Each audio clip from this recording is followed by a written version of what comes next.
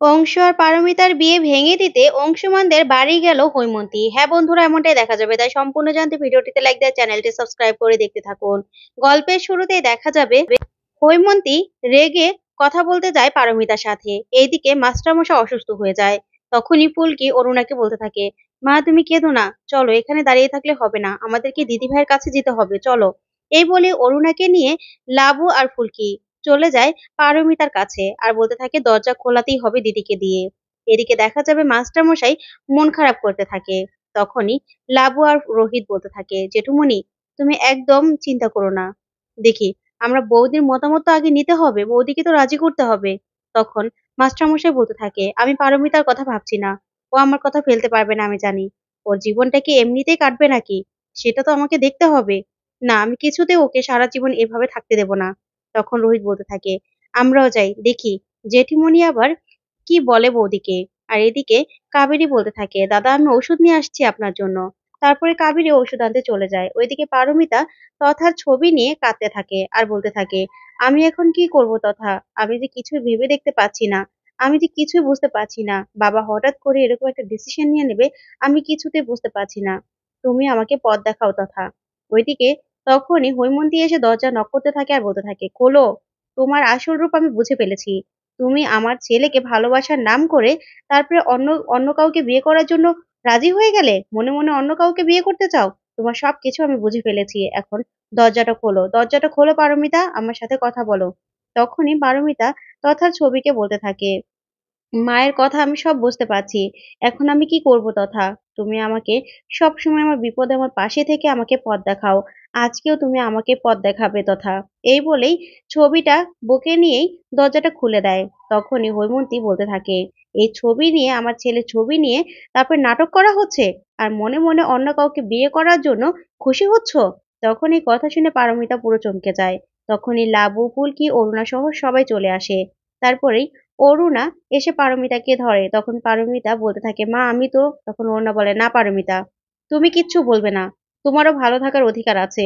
আর দাদা যেটা ঠিক করেছে একদম ঠিক কথা বলেছে, একদম ঠিক কাজ করেছে, তুমি এভাবে সারাটা জীবন কাটাতে পারো না। তখন অরুণা হৈমন্তীকে বলতে থাকে, দিদি তুমি একবারও পারমিতার কথা ভেবে দেখেছো যে আমরা চলে গেলে ও সারাটা জীবন কি করে একা কাটাবে? সেটা কি তুমি একবারও ভেবে দেখেছো? নিজেদের স্বার্থের জন্য আমরা কি একটু বেশি স্বার্থপর হয়ে যাচ্ছি না? এই মেয়েটার উপর সবকিছু চাপিয়ে দিচ্ছি না? তখন অরুণার কথা শুনে অবাক হয়ে যায় হৈমন্তী। হৈমন্তী অবাক হয়ে বলতে থাকে, কি তুমি বলতে চাইছো কি আমি স্বার্থপর? মেজো বউ, তুমি কি বলতে চাও? আমার ছেলে চলে যাওয়ার পরে পারমিতাকে আমার মেয়ের জায়গায় বসিয়েছি আমি, আমার ছেলের জায়গাটা ওকে দিয়েছি। আর তোমরা আমার এত বড় সর্বনাশ করার পরেও তোমাদেরকে আমি এ বাড়ি থেকে বের করে দিতে বলিনি, কিন্তু সেটা ভুল করেছি, বের করে দিতে বলাটা উচিত ছিল। তখন অরুণ অবাক হয়ে যায়।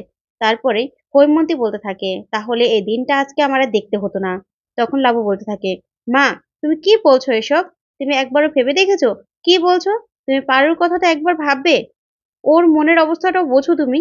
ও কি একবারও রাজি হয়েছে এখনো? তোমার জন্য ও রাজি হতে পারছে না। আর ও জীবনটা কি এমনিতেই কাটবে?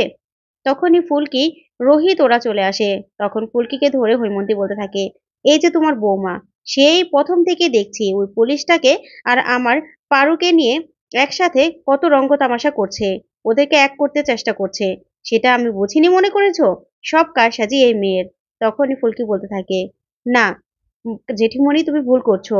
আচ্ছা, দাদা তো দিদিকে ভালোবাসে আর ওরা সেই আগের বন্ধু। তাহলে কতদিন আর একা এভাবে দিদি থাকবে বলো তো তুমি? দিদির কি ভালো থাকার অধিকার নেই? আর দাদাই পারবে দিদিকে ভালো রাখতে। তখন এই কথাগুলো শুনে অবাক হয়ে যায় হৈমন্তী। তারপরে হৈমন্তী রেগে ওখান থেকে চলে যায়। তখন পারমিতা কাঁদতে থাকে আর তথার ছবির দিকে তাকিয়ে বলতে থাকে, আমি কি করব তথা, আমি কিচ্ছু করতে পারবো না। না না, আমি কিছুতেই এই সংসার ছেড়ে সবাইকে কষ্ট দিয়ে কোথাও যেতে পারবো না। না, আমি এটা ভাবতেও পারি না। তাই লাবু, তুই বাবাকে এখনই গিয়ে না করে দিবি, আমার পক্ষে কিছুতেই বিয়ে করা সম্ভব নয়। বুঝতে পেরেছিস? তখনই ফুলকি রোহিতকে বলতে থাকে, স্যার আজকে কিছু একটা করতে হবে, না হলে দিদিকে আর কোনোদিনও রাজি করানো যাবে না। তখন দেখা যাবে পিয়াল গিটার নিয়ে আসে আর ধানুও চলে আসে। তারপরে সবাই মিলে গিটার বাজিয়ে তথার পছন্দের গানটা গাইতে থাকে রোহিত। আর পারমিতার চারপাশে সবাই ঘুরতে থাকে আর সবাই অনেক আনন্দ করতে থাকে। তারপরে দেখা যাবে তার মাঝখানেই তথাকে দেখতে পায় পারমিতা আর তথার দিকে তাকিয়ে থাকে, যেন মনে হচ্ছে যেন তথাও ওদের সাথে গান গাইছে, কারণ এটা পছন্দের গান ছিল তথার। তখন পারমিতা দেখতে পায় যে তথা দুই হাত দিয়ে পারমিতাকে বেস্ট অফ লাক বলছে, যা দেখে পারমিতা পুরো চমকে যায়। তারপরে দেখা যাবে পারমিতা বলে ওঠে তথা। তখনই তথাকে কেউ দেখতে পায় না। তখন রোহিত বলতে থাকে, কি হলো বৌদি, কি হয়েছে? তখন পারমিতা কিছু না বলে চুপ করে বসে পড়ে। তখন লাবু গিয়ে বলতে থাকে, কি রে পারু, কিছু বল। তখন রোহিত বলতে থাকে, আচ্ছা বৌদি, তোমার কি মনে হয়, তুমি তো দাদার সব থেকে কাছের ছিলে, আর দাদাও তোমার কাছেই ছিল, তাহলে তোমার কি মনে হয়, তুমি এই বিয়েটা করলে কি দাদা খুশি হবে না? আর দাদা কি চায়, তোমার কি মনে হয় বলো, যে দাদাও কি চায় যে তুমি বিয়েটা করো না, আর তুমি অন্য কারোর সাথে সংসার করো না, বলো। তখন পারমিতা রোহিতের কথা শুনে অবাক হয়ে তাকিয়ে থাকে। তারপর রোহিত বলতে থাকে, বলো না বৌদি, তুমি বলো যে দাদা কি চায়। তাহলে তুমি যদি বলো যে না, তোমার দাদাও চায় না এই বিয়েটা করুক, তাহলে আমি এখনই গিয়ে জেঠুমনিকে সবটা ক্যান্সেল করতে বলে দেব, সবকিছু এখনই শেষ হয়ে যাবে। তখন এই কথা শুনে পারমিতা অবাক হয়ে রোহিতের দিকে তাকিয়ে থাকে। তখন পারমিতা বলে, জানো তো ভাই, তোমরা যখন গান গাইছিলে তখন তথাও মনে হচ্ছিল এখানে গান গাইছিল, তখন তথা দুই হাত দিয়ে আমাকে বেস্ট অফ লাক বলছিল। তখন এই কথা শুনে খুশি হয়ে যায় সবাই।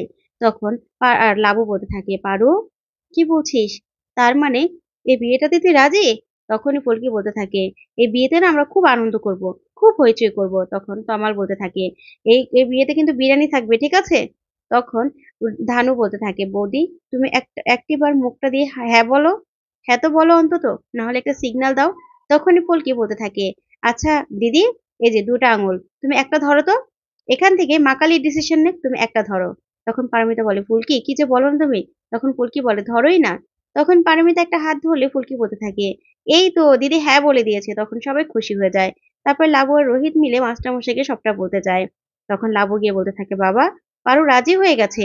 তখন এই কথা হৈমন্তী শুনে অবাক হয়ে যায়। ওইদিকে রোহিত বলতে থাকে, আমরাও কালকে অংশুতার বাড়িতে যাব বৌদির সাথে, বৌদির ভালো লাগবে। তখন মাস্টারমশাই বলতে থাকে, একদম ঠিক কাজ করেছিস, তোরা গেলে ওর ভালো লাগবে। আর ওই মহিলা কি বলছে, তোর মা? তখন লাবু বলে, মায়ের হয়তো মানতে কষ্ট লাগবে, কিন্তু আস্তে আস্তে ঠিক হয়ে যাবে বাবা, তুমি চিন্তা করো না। ওইদিকে হৈমন্তী মনে মনে বলতে থাকে, আমার তথার বউ পারমিতা, আমার তথার ভালোবাসা, কিছুতেই আমি অন্য কারোর সাথে বিয়ে হতে দেব না। এই ভেবে হৈমন্তী এক দৃষ্টিতে তাকিয়ে থাকে। ওইদিকে দেখা যাবে অংশুর মাকে ফোন করে বলতে থাকে, মা আমি বাড়িতে আসছি, পারমিতাও আসছে, বাবার রাগটা কি একটু কমেছে? তখন ওর মা বলতে থাকে, তো বাবা তো ওরকমই বল, কিন্তু তোকে তো ভালোবাসে। তারপর ফোনটা রেখে দিলেই দেখা যাবে অংশু ওরা গাড়ি করে যাচ্ছে। ওইদিকে অংশুর বাবা ওর মাকে বলছে, কি বললো অংশু?